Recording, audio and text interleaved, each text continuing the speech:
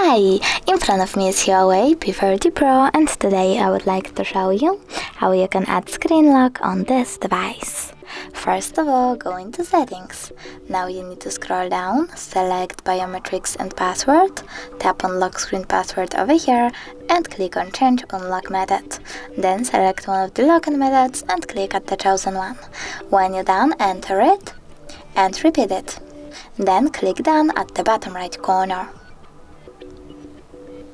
If you want to add your fingerprint, click on add and follow the instructions. But I don't want to, so I will go with cancel, and now when I turn off my screen, then turn it back on, I can see that pattern is now required.